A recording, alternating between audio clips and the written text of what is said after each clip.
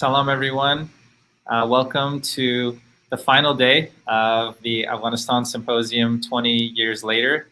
I'm so happy to be here with all of you on our final day's keynote. My name is Razi. I am the director of the Middle Eastern Student Center at the University of California, Riverside, located in Southern California. We are thrilled that you've joined us today. Today, again, is our final day of the symposium, and so we have Dr. Iman Ahmad-Sediqe here today that we will be I'm very happy to introduce in a few minutes. But a little bit about us. We are the Middle Eastern Student Center at UC Riverside. We are an identity identity affirming space at the university, and we are one of very few around the country. So we're very lucky to have this and be able to put on programming such as this. And we're working in collaboration with UC Riverside's Middle Eastern and Islamic Studies Department, who has supported us in this initiative as well. We want to make sure to remind you all that as we're speaking, as Dr. Sadiq is giving their keynote address, to please post any comments or questions on YouTube, and we'll make sure to get to them at the end of the presentation. And then I also want to encourage you all to please follow us on social media. You can find us on Twitter and Instagram at MESC-UCR, MESC for Middle Eastern Student Center, UCR for UC Riverside. And then behind me, you see some hashtags that we are using for the symposium this week. So hashtag UCR AFG and hashtag AFG Symposium. Please make sure you are looking at those and catching those on social media.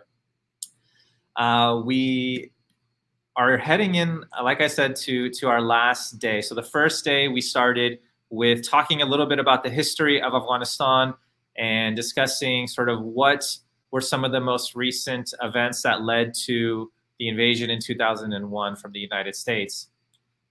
We followed that with a dive into into culture and media within the country and how that's changed and how that's shifted and how that has shaped the culture within Afghanistan and outside of it. Yesterday, we had a conversation around the impacts of the occupation, particularly on the people of Afghanistan, and how they have been directly targeted and impacted in these last 20 years. Today is actually the anniversary. Today is the day when 20 years ago, the United States first launched their military attacks in Afghanistan. So it's, we wanted to make sure we spent this week really talking about and centering the voices of Afghans throughout the week, and we hope that we've done that. And so today, on our last day, we're going to talk a little bit about the diaspora. So we're going to be discussing the folks that are outside of the country, outside of Afghanistan. Many of us were the products of relatives, family members who left the country and are now living outside of it. So we wanted to make sure we address that especially with the most recent influx of folks coming in from Afghanistan that are going to be here and entering the United States. So today we'll be focusing again on the diaspora, on the community, on the support systems, and on the challenges that are going to be faced by those entering. The other thing I wanted to mention is, like I said, many of us are products of the diaspora. We want to support other folks that are coming here to the United States, other Afghans. So we have a crowdfunding campaign that is going to be happening throughout this for the coming weeks. We want to support scholars coming to UC Riverside, and I'm posting the link on our YouTube page right now, so you can go into the comments and you'll find the link there to support Afghan scholars coming to UC Riverside to continue their studies and to continue their research. So please make sure you donate to that crowdfunding campaign so we can have more folks here that will continue the research and for us to learn from. The last thing I want to do is go ahead and introduce our keynote speaker for today. So I want to introduce Dr. Iman Ahmad-Sediqe. Dr. Iman Ahmad-Sediqe explores how recent immigrant communities integrate into the United States. She primarily studies Muslim Americans and their relationship to citizenship as an identifier of belonging, emphasizing the role of political status. Dr. Ahmad-Sediqe also conducted the first in-depth qualitative study of the Afghan-American community. So I'm so happy to introduce you, Dr. Sediqe. I am grateful that you've taken the time to join us today. I am a huge fan of yours and so lucky to have, consider you as a personal friend and a colleague and somebody that I respect and admire a great deal. And I'm so excited for your research and for you to share it with us. So thank you again for joining us. And without further ado, I will let you go ahead and take the floor. Okay, no, thank you so much for having me. I'm going to pull up the PowerPoint and let me know now that I'm in full screen. Are you able to see it? Did that work? I think you are. Yes, we see it now. You should be good to go. Okay, great. I'll get started. So, arms spread out elegantly to my right side. I drew them into the left side of my body, forming a clap in the center of the circle. My feet moving to the rhythm of the dance, inching me forward along the perimeter of the circle that was formed. The beating of the drums in the distance, combined with the strums from the piano, echo across this banquet hall in the Student Union at the University of California, Los Angeles. My arms and feet moved with 500 others, crowded together, dancing this repetitive motion of arms and legs in unison in one massive circle. Smiles spread across the faces in the room, beads of sweat forming at the tips of their foreheads, cheers being yelled in the background, and an electric energy spreading from my toes up through my fingertips, out into the room as the crowd moved in sync. The energy in the room is fervent and electric. There's an infectious feeling of joy, community, and connectedness spreading through the participants of this large dance. I feel it spreading in my body, a similar electric energy of happiness and community that I've only felt elsewhere at a football stadium student section as our college team made the winning game touchdown. Except here, the beat in the background is a classic tune dating hundreds of years old from Afghanistan. This is the Atan, a national dance from Afghanistan. This occasion is a unique experience at the second annual Afghan-American Conference, AAC. Gathered in this room are the first and second generation Afghan diaspora from across the US. At the end of a long day of sessions, two talented community members begin playing the tune of the Atan, bringing everyone together in this dance that they all knew by heart, pouring their soul into each step and feeling the vibrations of community, connecting through their shared experiences, despite most of the room having never met one another prior to this weekend. My journey began here. Captured in the essence of the Atan is a community of resilient individuals who have held firmly to each other in an effort to maintain the soul of the culture that they've carried with them. A few hours north of UCLA and a few months prior to this moment, I embarked upon a journey to better understand the experience of the Afghan-American community. In the fall of 2015, I landed in Little Kabul, otherwise known as Fremont, California, spending a year and a half living in the most densely populated region of Afghans in America. As a sociologist, I spent these 18 months and conducted 90 interviews for the purpose of this study. I can get into my research methods further in the Q&A if you'd like. In the order to understand where the Afghan community fits into the American landscape, we must first catch up on a bit of history about immigration to the US. It was only after World War II that the United States began to differentiate the term refugee from immigrant and began creating policy that dealt specifically with refugees while working outside of immigration policy. The 1965 Immigration and Naturalization Act was a byproduct of the civil rights movement. It abolished the national origins formula, which had been the basis of US immigration policy since the 1920s. That former policy sought to preserve American homogeneity by promoting immigration from Northwestern Europe. The 1965 Act finally opened the US's borders to non-Europeans by creating a 7-category preference system that gives priority to relatives of US citizens, individuals coming for graduate school, or from professional backgrounds from other countries. And as a result, waves of Muslim immigrants from South Asia and the Middle East who primarily came seeking higher education or who were professionals themselves entered the US, settling as a upper middle class community. The Refugee Act of 1980 is an amendment to the earlier Immigration and Nationality Act. It came about as a result of the Vietnam War and the influx of Southeast Asian refugees.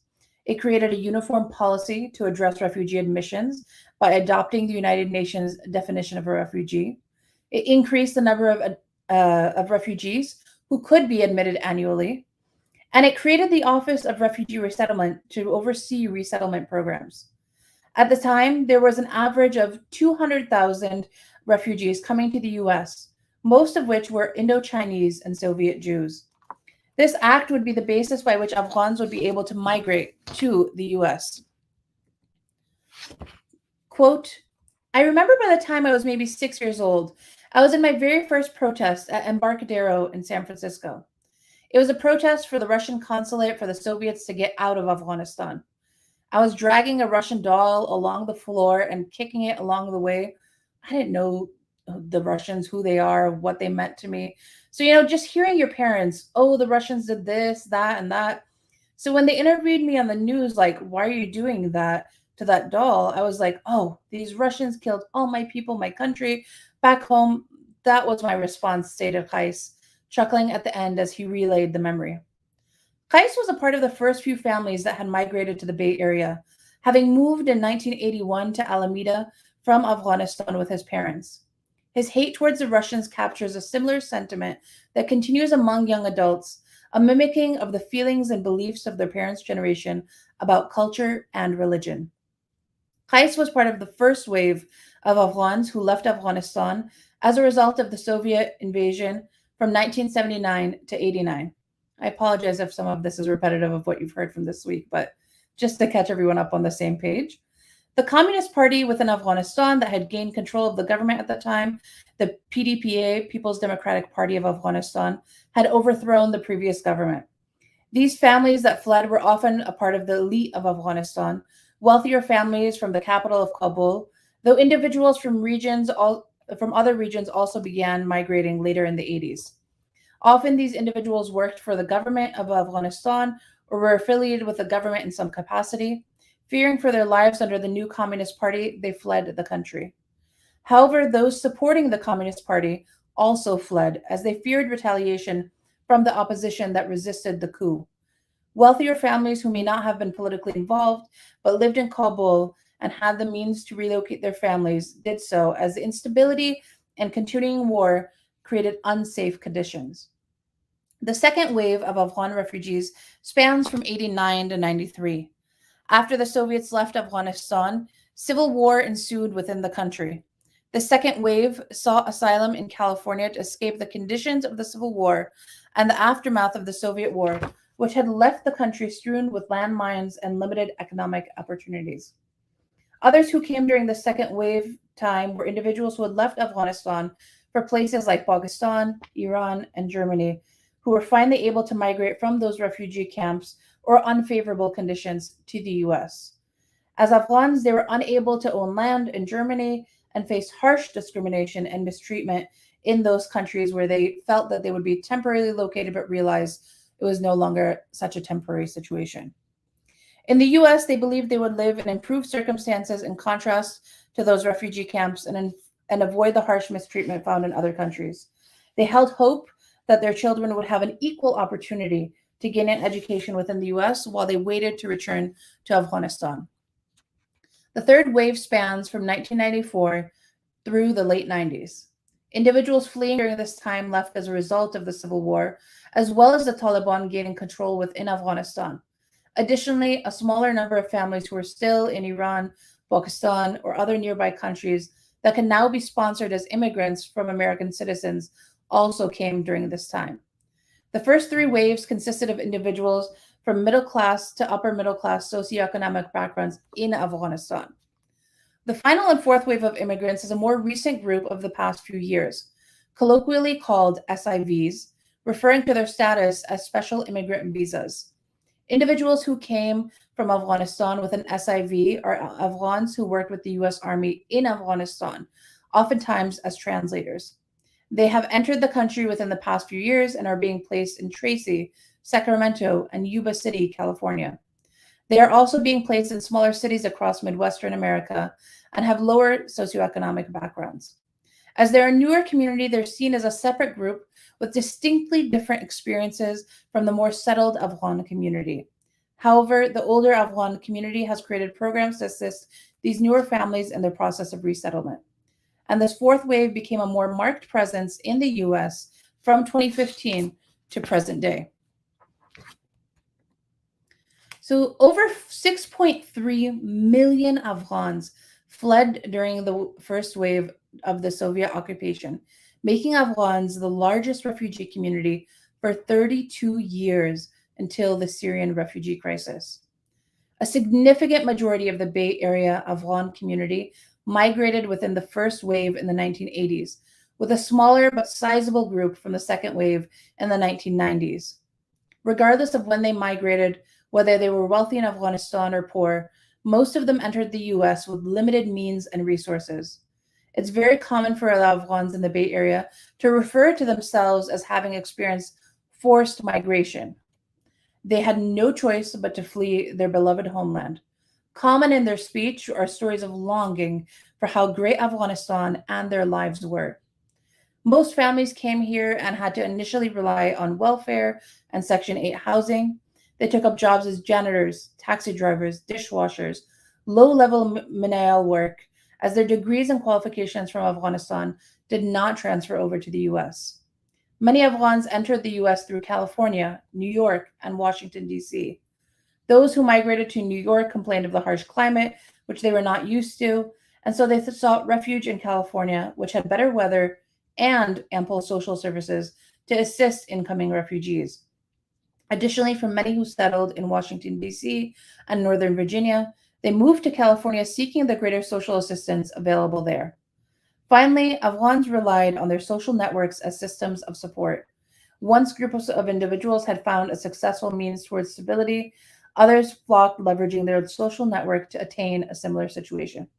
And as such, Fremont, California became a hub for the largest population of Afghans in America.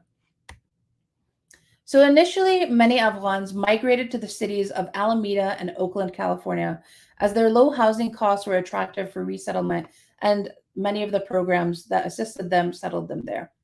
The first refugee unit for Afghans in Alameda, California, started in 1980, servicing both Afghan and Vietnamese refugees, as significant numbers of both populations were entering the country at that time. Though many first settled in Alameda and Oakland, those were low-income communities with higher rates of crime, drug use, and gang violence.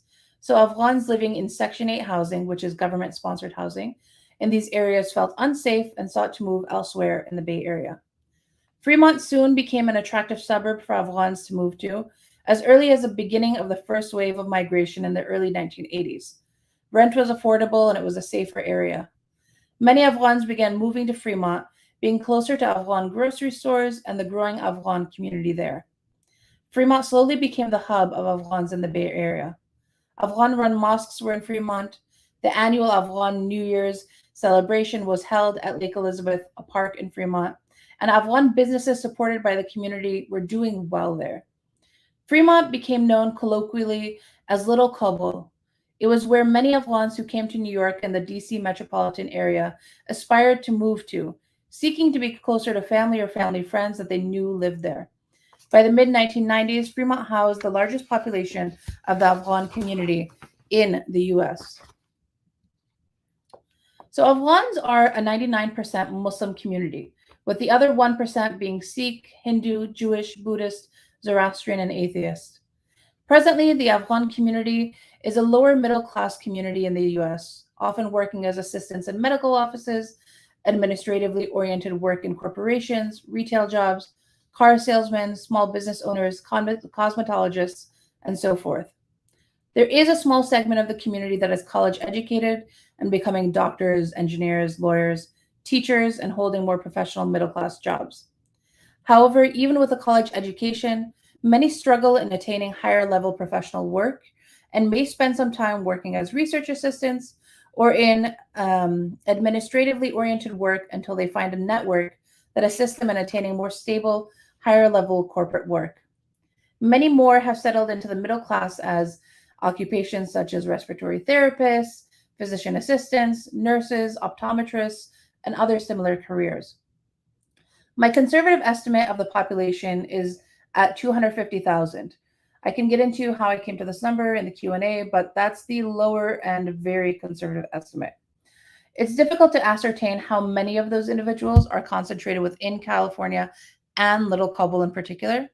However, in my observations and interactions with the broader Afghan-American community, it's evident that a large proportion of Afghan families across the U.S. have family within the Bay Area. I would estimate that about a third of the Afghan population resides in the greater Bay Area. A strong sense of pride, nostalgia, and cultural definitions defines the Afghan-American community, who sought to straddle their identity as Afghans, Muslims, and Americans. However, in order to understand the experience of the Afghan diaspora in the Bay Area, it's important to get a better sense of the community itself. Walking down Fremont Boulevard, I stand on the sidewalk amongst a series of one-story, nondescript buildings serving as storefronts for local shops. In front of me is an old theater.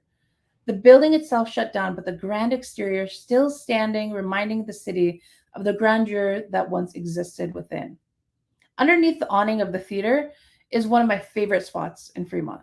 A gem tucked away is one of the smallest restaurants I must have ever been in.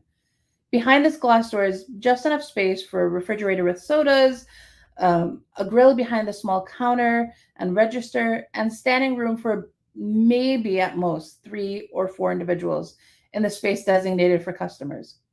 At the register, I'm so close to the grill that I can see the sizzle of oil glistening on the kebabs, my mouth salivating at the aroma from the kitchen in this true hole-in-a-wall restaurant.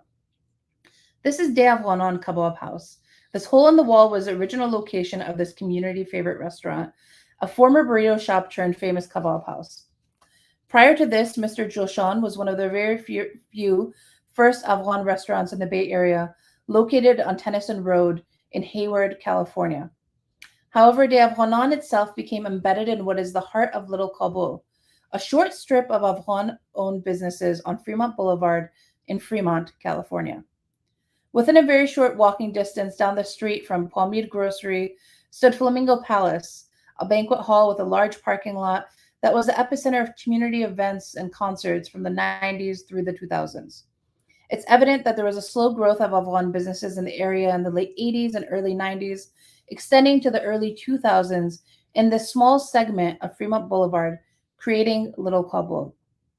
In my observations, it appears that Little Kabul emerged as a business district from a community who learned to emulate each other's business models and preferred to congregate together, wisely utilizing location as a means to attract the same clientele.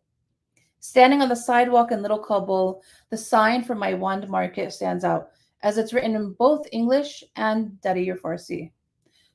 Inside the grocery store, the tempting smell of fresh baked naan wafts out the door. I step out of my Wand Market and notice my salon just down the street, which is also owned by an Afghan businesswoman and serves a large number of Afghan clientele. A bit further past it is a travel agency, one of the first Afghan businesses in Little Kabul. The Afghan-owned body shop, where my car gets serviced, is also on this block, as are a few clothing stores and another restaurant. I peer back at the De Afghanan kebab hole in the wall.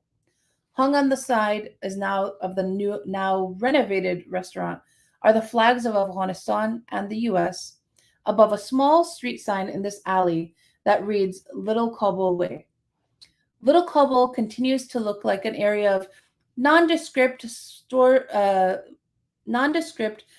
mall storefronts along the busy Fremont Boulevard, which itself is filled with a series of many small businesses and storefronts. Inside the stores, one is transported to beautiful spaces, whether they be the simple kind smile and generosity of the shopkeepers, or the adornment of their stores with Afghan rugs and clothing. Behind Fremont Boulevard are smaller residential neighborhoods. The Afghan community lives close by, some within walking distance, others within a few short minutes drive. Though many have slowly begun moving outside of Fremont due to rising housing costs as a result of Silicon Valley's expansion, many who were able to purchase their homes prior to the rise in the housing market or live in rent-controlled areas have stayed in the area. The community itself has expanded such that it's possible to find Afghan restaurants, stores, bakeries, and Afghan-owned businesses outside of Little Kabul. However, the area itself remains a highly trafficked area and a center for the community. Little Kabul continues to live on symbolically in an unofficial capacity as the area continues to draw Afghans from across the Bay Area and the US as a must stop in this home away from home. Though many of my interview participants spoke about the Bay Area's liberal environment, local store owners shared with me the struggles they faced after 9/11. As a known predominantly Afghan region of the city, they were targeted by indiscriminate hate. Afghan businesses were smeared with rotten tomatoes, eggs, and even had some of their windows broken. Quote, "It was because of that son of a bee, bin Laden, that they thought this was done by Afghans, but there were 19 Arabs and all that BS that happened. When they realized it wasn't Afghans, then they changed a little, but that was 3 months later that they realized we were the victims. We are still the victims. There was a drive-by shooting here, 12 Afghan kids standing outside, and 3 shots were fired. This was just days after 9/11. Thankfully, none got hit by the shots," Aziz Omar shared with me. Little Kabul was not immune to the hate that stemmed from 9/11. It was too late. This moment in time codified by the community's conflation with Arabs, the Middle East, and a presumption of being enemy, potential terrorist others as a result of being Muslim. The racialization of Islam led to the demonization of Little Kabul after 9/11 and damage to the small business owners of the area. The conflation of bin Laden, a Saudi, and the terrorists involved in 9/11 became an identity conflated with Afghans as they were all subsumed within a homogenous entity. So what is this term racialization I'll be using? Racialization, as Eduardo Budia Silva defines it, is a process which extends racial meaning to a previously racially unclassified group. Race itself is a socially constructed category. It's not something that we're born with in our DNA. It means to be socially constructed means it's something that is defined and created by social, economic, and political forces. Therefore, the meaning of a racial group changes and is created over time. So when we discuss the racialization of Muslims, it's a process of when an ethnically diverse community is lumped together and viewed as a homogeneous entity. Muslims become racialized as they're seen as a homogeneous group that are believed to be, to whom there are projected a set of stereotypes and characteristics that are believed to be an innate or fundamental component of the nature of all individuals within this group. As a result of this lumping into a homogeneous group, they're assumed to have inherent moral and value differences. And in the case of the racialization of Islam, if a person gives off a marker of being stereotyped as a potential part of that group, they are treated socially as having an inherent proclivity to be a threatening outsider, non-American. There's a prominence in the social imaginary of Islam with the image of the Muslim terrorist, a folk devil who is foreign, brown, and violent. So for racialized religious minorities, their racial status as brown becomes a marked identity as a result of their perceived religious belonging. And so when we think about that, you have to wonder, how does this impact Afghana? Because many of them vary in terms of how they practice Islam and how they adhere to the religion. Does it just impact all of them regardless? That's the question I'm exploring here. The racialization of Islam actually plays a significant role in the Afghan community, as you may imagine. And I identified 4 significant variations in the identity of Afghans. Secular Muslims do self-identify as Muslim because of their Afghan identity, though they often have personal disagreements with religious practice. Cultural chameleons are not religiously practicing, and make an active effort to assimilate as white. Self-identifying Muslims vary in levels of practice, but identify Islam to be a significant component of their life and identity. And as an atheist are apathetic to their racial identity, but have an affinity for their cultural identity as Afghan and American. And so as Muslims have become racialized, perceived to be a monolithic entity of brown enemy outsider terrorists, the impact of this on Afghans has resulted in a salience of religious identity among secular Muslims. So as is demonstrated among the experience of the Afghan community, religious identity is so closely bound to cultural identity that it's not a choice for even the non-religiously practicing Afghans to abandon their religious identity.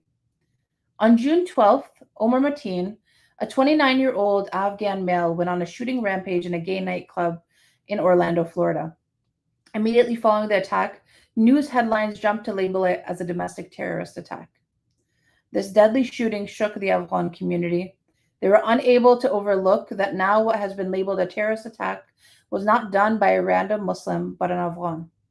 It was harder to dissociate from the incident as the individual was not from a different cultural background.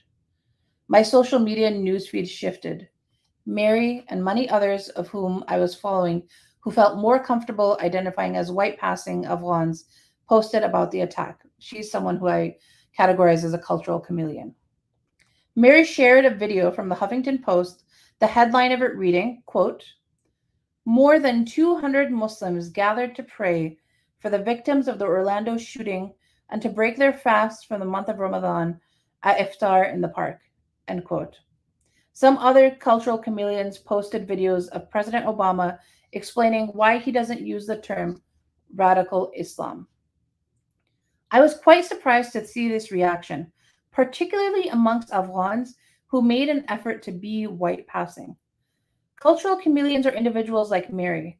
They feel more at ease making efforts to try and assimilate into the broader community by actively making efforts to be perceived as a white American. However, despite not being religiously practicing and making efforts to minimize being outed as Afghan and Muslim, after the Omar Mateen incident, I was shocked when the cultural chameleons within my study did in fact publicly defend Muslims by sharing and commenting on the Omar Mateen Orlando shooting. Despite not practicing the religion, actively voicing their disagreement with religious tenets and practice, and making active efforts to assimilate into whiteness, in this moment when their racial, ethnic, and religious identities came under scrutiny, they demonstrated their temporary defense of a community which on most days they tried to dissociate with. Being both Muslim and Afghan is a significant internal component of their identity that may not actively be present in their day-to-day lives, but it remains to be significant as a component that they feel they cannot simply stop being Muslim or being Afghan entirely. The racialization of Islam has become so pervasive such that regardless of levels of religious practice, they're unable to abandon their religious identity completely. So, in addition to cultural chameleons, I also shadowed some atheist Afghans. As I've previously mentioned, Afghans are a 99% Muslim population, with a very small proportion of other religious groups making up the 1%. All of the folks who are atheists in this study are folks who were born into Muslim families that then became atheists later in life. So similar to the cultural chameleons, they felt a distance and connection from both the religion of Islam and Afghan culture, as these two concepts were somewhat interchangeably synonymous in many ways for them. However, they differ in that they didn't desire to aspire to assimilate to whiteness. Rather, they found their personal freedom by abandoning any sense of responsibility towards having to adhere to Afghan cultural standards.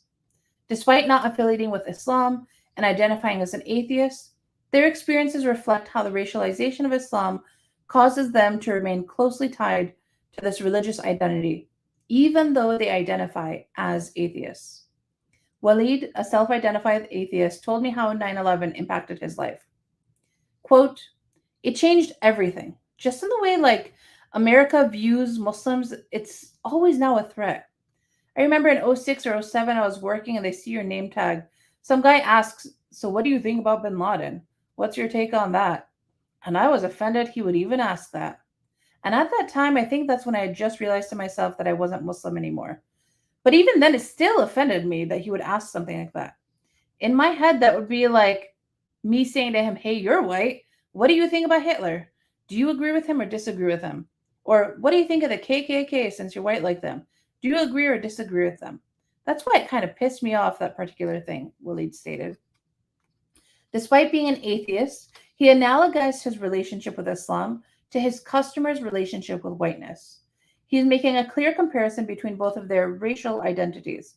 For him, being accused of being a terrorist sympathizer is the same as a white customer being accused of being a white supremacist sympathizer. It is because Waleed is Afghan that he feels tied to Islam, despite affiliating with a completely different religious identity in his personal practice. Muslim culture is so interwoven into Afghan culture that he does not reject either identity.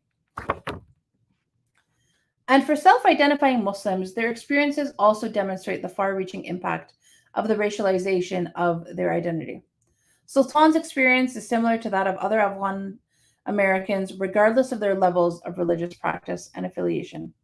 Living in a very diverse community in the Bay Area, he told me that they didn't stand out starkly in the community. However, they were still seen as some kind of vague foreigner, but not a significant threat.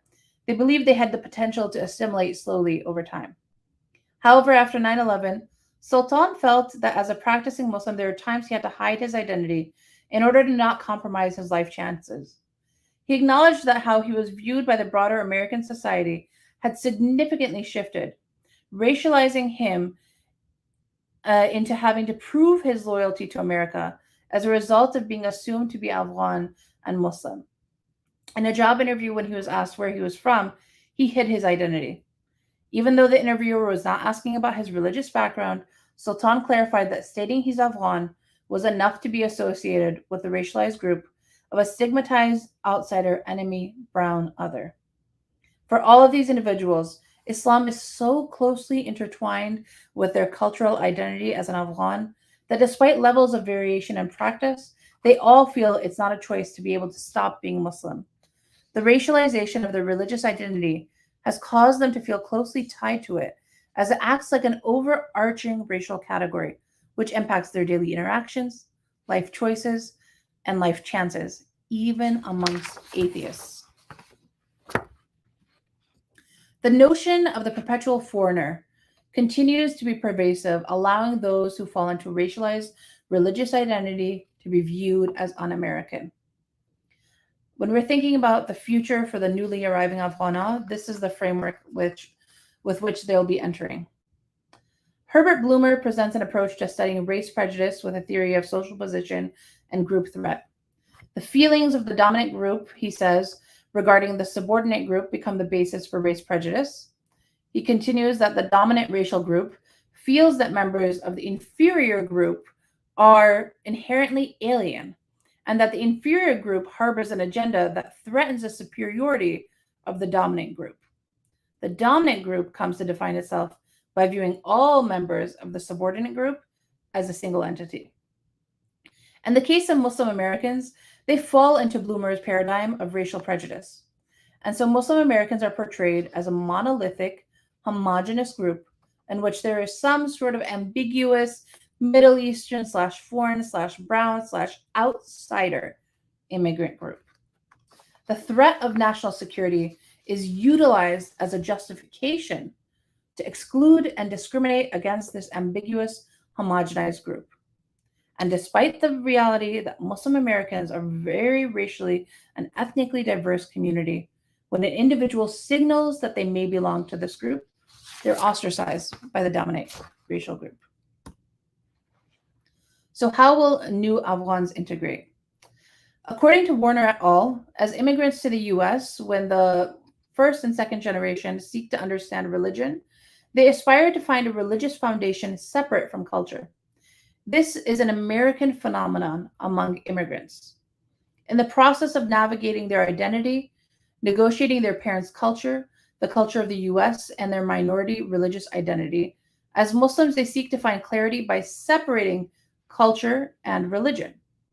And in so doing, they believe that there is a true religious foundation that exists outside the cultural expressions of a community that religion is being practiced in.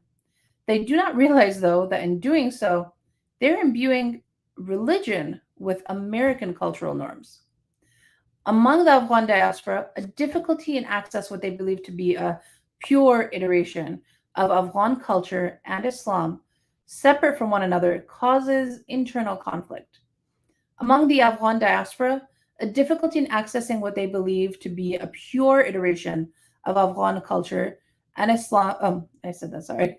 So this conflict is then exacerbated when in a post 9/11 America, they become codified as outsiders, having their religion racialized. They're now assumed to be part of a foreign outsider entity whose values are inherently incompatible with American morals and values. As a refugee community, this becomes a complex situation. They're already feeling like displaced outsiders searching for belonging. They're outsiders to white Americans, outsiders to the elder Afghan generation, outsiders to the Muslim American community, who are predominantly voluntary migrants from middle-class communities. And as a result of the racialization of Islam, it's not possible to be a passive secular Muslim, as that would suggest that individuals can passively assimilate into the white mainstream acceptance and completely dissociate with Islam. For those who come from communities in which Islam has a long historic presence, like Afghanistan, their religious identity becomes fiercely intertwined with the cultural identity. There remains a strong emotional connection to a broader community with which they feel as a part of their identity, almost as if it's a part of their DNA in many ways. Despite not practicing the religion, it still remains a part of their identity, and many continue to practice major key rituals. This minority religion that cannot integrate with whiteness becomes seen as an overarching umbrella category that is in many ways tied to their cultural identity. And the US, this process becomes difficult when non-practicing individuals seek to assimilate but are treated as outsiders susceptible to the ramifications of being assumed to be associated with problematic stereotypes as a result of the racialization of Islam. This reinforces the concept that integrated into cultural identity, which they feel is a part of their genetic makeup, is a strong association with the religious tradition of Islam, despite their personal beliefs. And as such, for those who find it important to ensure that Afghan culture does not die out, they also enact key religious rituals as a form of maintaining their cultural identity.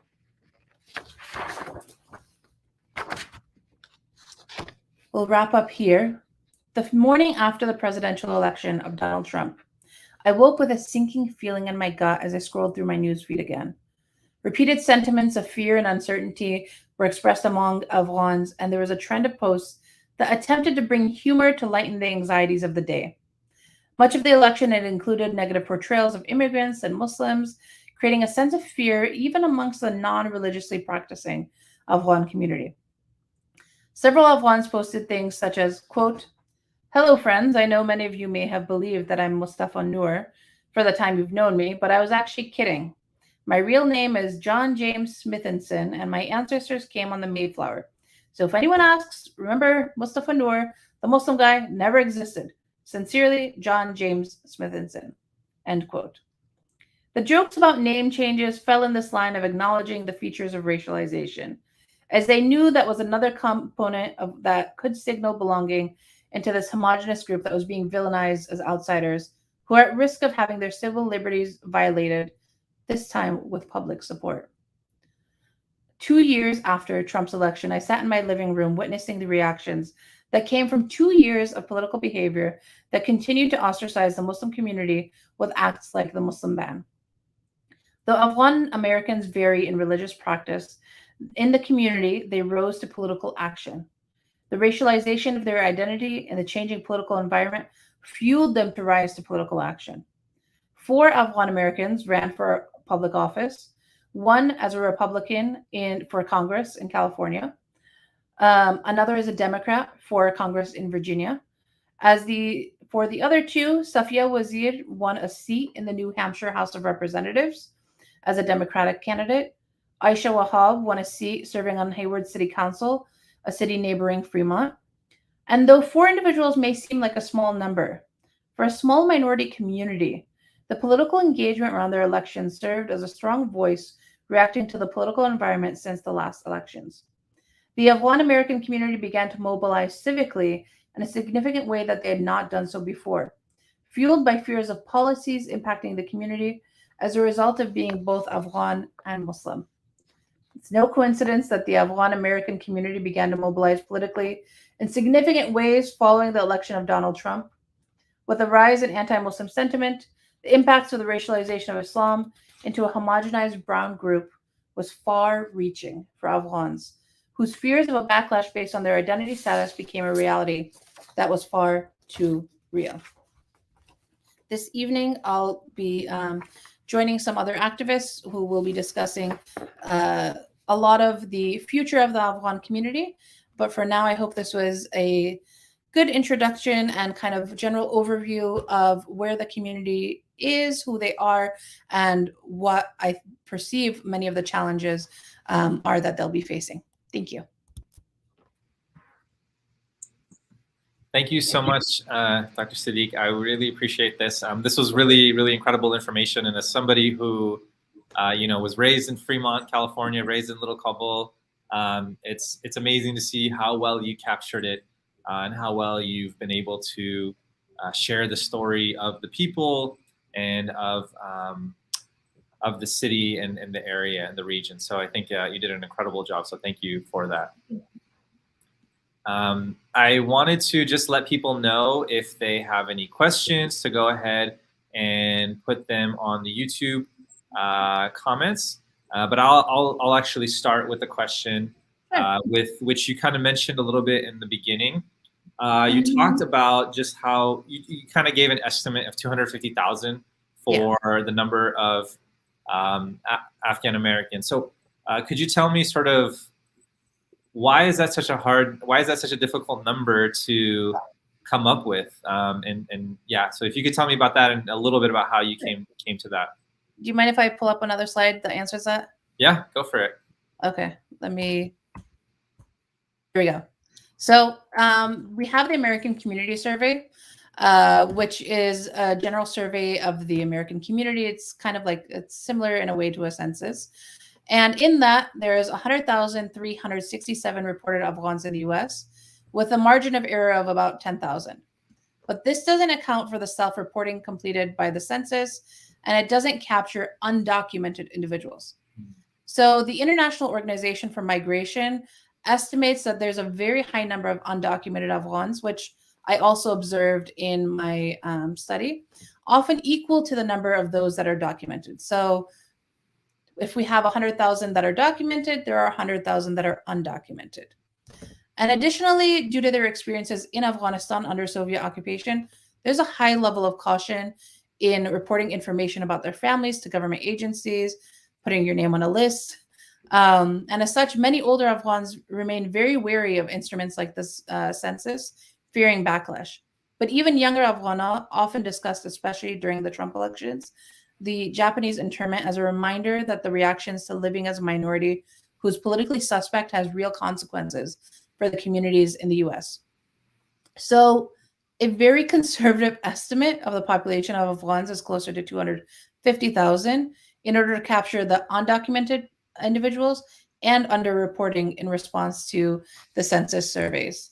And again, I said that was a conservative estimate because that's just based off of if you double that 100,000 and add like a very small amount for the potential underreporting.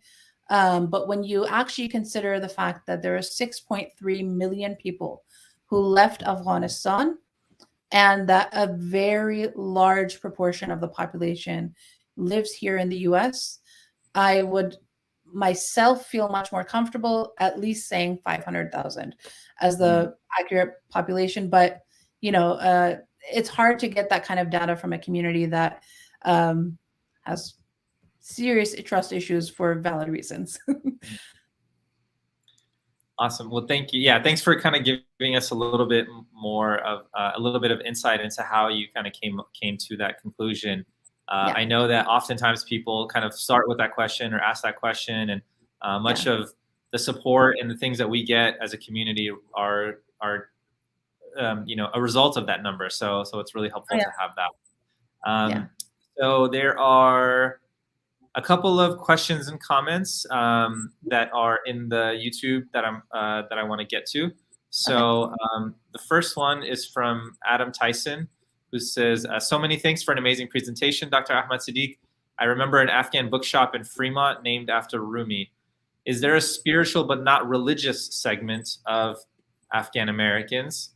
Yeah. And then they also said there are also a number of Bay Area Sufi groups composed of immigrant and convert communities. I would be curious if this is something you came across at all. Yeah. So a number of those Bay Area immigrant, what was this? If you can pull up the second part. Sure. The second Yeah. one was just if you came across the Bay Area Sufi groups Yeah, in your definitely. region. I mean, you're referring to groups like more Zaytuna and places like the Tatleaf Collective, which the Tatleaf Collective, if you ever attend, you'll see that essentially their entire volunteer board is Afghan in many ways. So there's a lot of Afghana involved in a lot of those spaces. Sufism has a long history in Afghanistan, and Afghana, in terms of how their religious practice is in Afghanistan and then carried to here, tends to be more spiritually oriented, not in a spiritually but not religious way, but just in a stronger emphasis than you may find in um, more sort of hardline Muslims with spirituality. So a lot of their practices and things embrace the Shia traditions, they embrace the Sufi traditions because there's a lot of interconnectedness in Afghanistan and harmony across those sorts of things. In terms of spiritual but not religious, that does apply as we think about the American community in general. This they call them spiritual nuns. It's a larger segment of the American population in general, and so it's not surprising that a lot of the second generation Afghana are also following a similar sort of line. But I think their experience is a little bit different because it tends to sometimes be a grasping at straws of what is the authentic culture, what is the authentic religion I came from, and if you don't have those strong roots, then folks just tend to hold on to more of traditional sorts of elements of religious practice and more of a spiritual relationship, and at least hold on to that as a foundation. But it is a different sort of experience than a spiritual but not religious experience that I would say Christian America faces. Thank you. It's really interesting, and it's great that you were able to kind of capture those different elements and those pieces that translate from their practices in Afghanistan, but then also came here in terms of their way they practice their religion. So the next question is from Rabia Sheikh, who said, when you spoke about racialization and the categories such as cultural chameleon, was there a link between an increase in the number of these categories and major tragic events? So sort of what's that connection? Yeah, no, it was really interesting because I think these tragic events affected the community in different sort of ways. I do believe that many of the folks who became cultural chameleons tended to be people who were at a bit of a younger and more vulnerable age in life when things like 9/11 happened. And so a lot of the questioning and the onslaught that they faced made them feel more comfortable trying to go toward a more assimilative model of, just assimilate into society, disappear, and not have to face these sorts of pressures and things that they weren't able to properly process at that younger age and stage in life.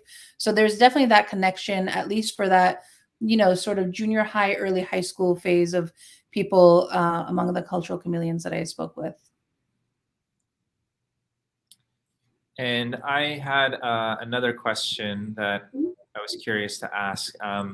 So you talked a little about, especially those that are coming in being kind of our, the threat, being sort of seen as like a national security threat as they come to the U.S., and that's kind of how they've been perceived. Do you think that they will? But for the most recent wave, or the folks that have been escaping Afghanistan most recently, they've been referred to as allies and as folks as tied to the military operations in Afghanistan. So do you think that because of that connotation for some of these newer folks, that maybe they'll be seen more favorably upon coming to the U.S.? The interesting thing is how pervasive racism shows itself, I think, in this sort of a moment, because racist stereotypes and tropes are so strong that they really dominate the narrative. So even if you say that these people are military allies, they've helped the US military, all those sorts of things, it's almost like in one ear, out the other, because when they see them, when they think of them, when they hear them, they think of certain images of,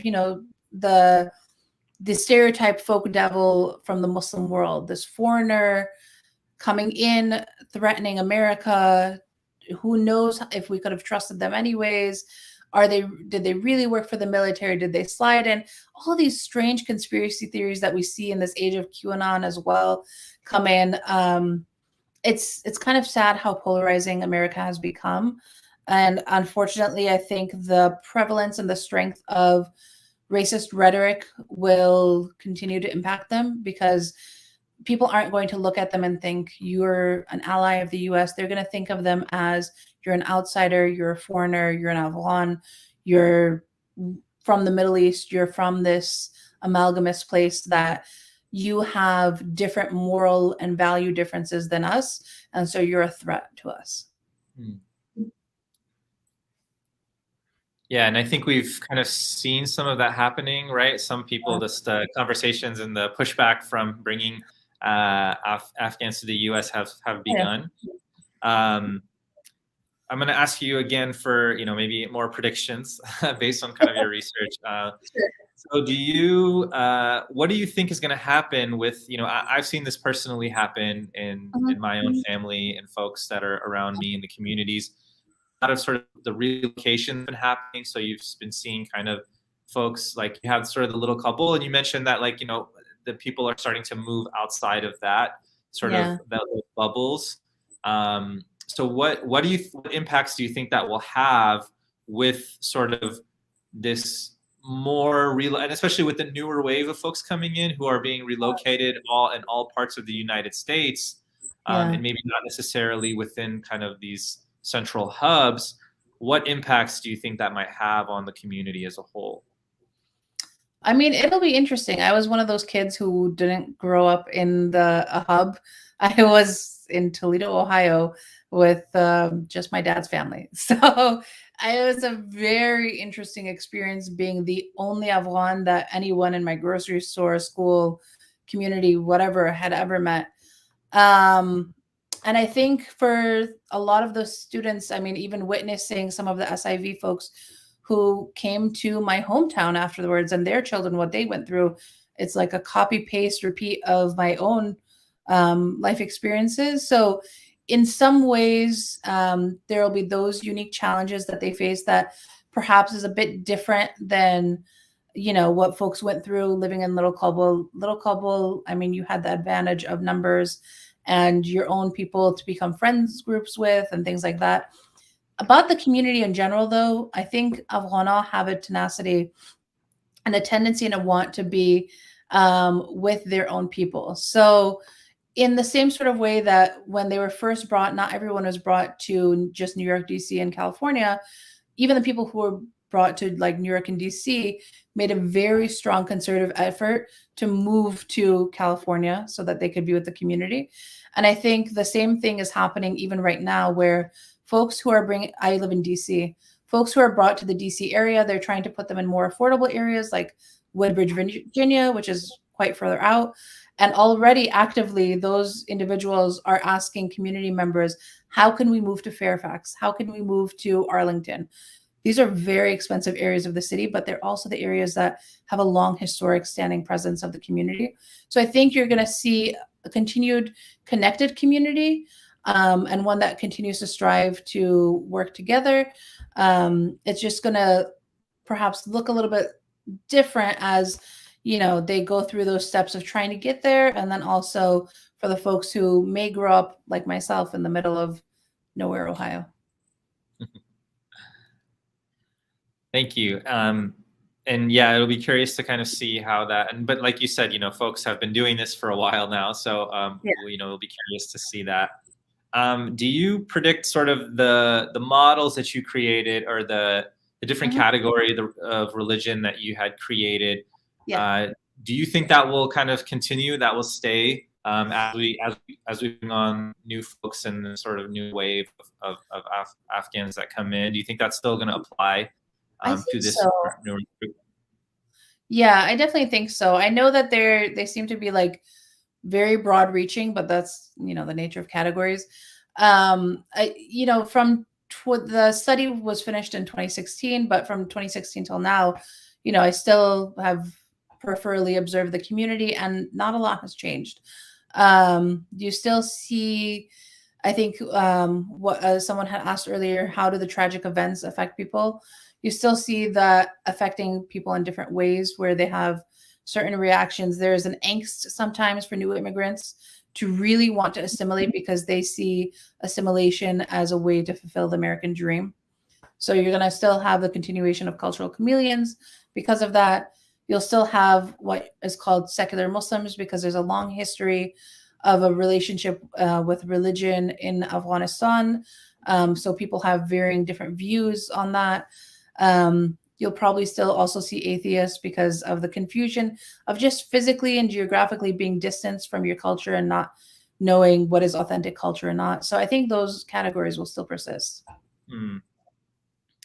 And I just wanted to go ahead and end on this, on the last question for you of just, you know, why is it important for folks to know and understand the Afghan diaspora, and for them to be aware of kind of their existence and sort of where they are, what they're doing? Why is that important for folks to know and to learn more about? Yeah. I mean, sometimes when we think about other groups other than ourselves, it seems like a distant reality that may not impact our own day-to-day lives. But as the very brief history I gave you in the beginning, you know, if I had told you that the Vietnamese are responsible for the coming of Afghans to America, you might have looked at me with a bit of confusion, because it's not a story that you hear often, but it is one that's impacted not just Afghana, but immigration policy in general. When we talk about the children in cages at the border, what's happening with Afghan diaspora, what's happening with these SIV visas, it's all interconnected. What happens with our immigration policy impacts our foreign relationships. It impacts how we deal with a whole host of issues beyond the war on terrorism. You know, our relationships with many other countries and things are impacted by this. So these policies may seem siloed in one community's experience, but one community's experience is it's like a wave, or an earthquake in California. It has aftershocks, right? There's always going to be many things that kind of spring out of it. And so if you think for an instance that you can look at the American social fabric and ignore any minority community and still have the full story of the sociopolitical context of America, you're sorely missing out on a huge puzzle piece that may explain a lot of other things that are going on. So I think it's incredibly important to, in particular, look at the Afghan diaspora, because the relationship with Afghanistan, the military pullout, all of those sorts of things is something that will be having long-lasting ramifications on many aspects of our lives as Americans in general.